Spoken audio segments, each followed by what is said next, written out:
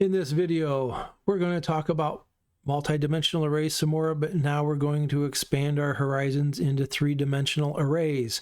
And we can actually go beyond three-dimensional arrays, but for the purposes of this course, we'll stick to three. When we start getting into 4, 5, 6 dimensions, people really start having problems because we live in a 3D world for the most part. So let's look at a 3D array. First, let's talk about the example. Our objective here, write a program that calculates the total score for students in a class. Suppose the scores are stored in a three-dimensional array. So you got to think rows, columns, but also depth. So it's not just a two-dimensional array, it has there's depth to it. The three-dimensional array is named scores. So the first index in scores will refer to which student we're looking at. The second index will refer to which exam that student took. And the third refers to the part of the exam. So we're using the idea that each exam has two parts, a multiple choice part and a programming part. So if we saw scores, that's the name of our array, I, J, 0, the 0 would represent their score on the multiple choice part, and 1 would represent their score on the programming part.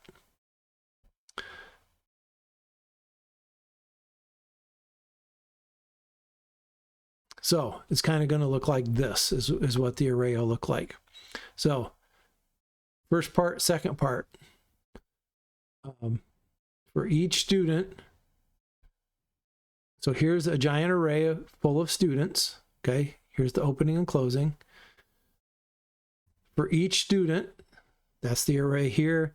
So this outer array starts and ends here on each row. This is an individual student, okay? And then each array inside each individual student is their score on each of their exams. So this is an exam. This is an exam part 1, part 2, this exam part 1, part 2, this exam part 1, part 2, and their last exam part 1, part 2. So the first number specifies the student. The second number, which would be the row, the second number specifies which exam, which would be the set of curly braces inside. And then the K would represent 0 or 1 for which the first or second item inside each one of those exams. Let's look at the code for this. So here's that array repeated, a three-dimensional array of doubles. Doubles with 3 elements. It's called scores, and here's all those scores copied into that array. So if a two-dimensional array uses 2 for loops, one nested inside the other, guess what we do on a three-dimensional array?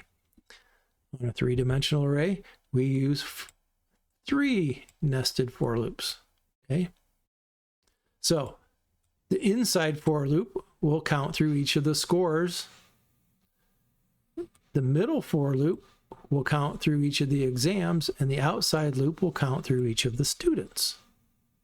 So we're processing, think of it as a big cuboid that has a row, column, and elements going deep. In this case, only 2 elements deep, so it's not a very deep cuboid in this case. Okay, so we get a new student. This outside loop counts students. Once we get to a new student, we set their total score to 0, and we process the 2 inner loops by adding their scores together, each score for each part of each exam, using nested for loops, because you can think of this as a two-dimensional array inside this array of students. So the outside array is an array of students, and inside that array we have another two-dimensional array. If that helps you, good. But when we get to 3 dimensions, we start using 3 nested for loops. We're using I, J, and K for our counting variables. Maybe those aren't great things to pick. Maybe I should have picked student for I. Matter of fact, if I right click on I and I say refactor, rename, I can rename I to student.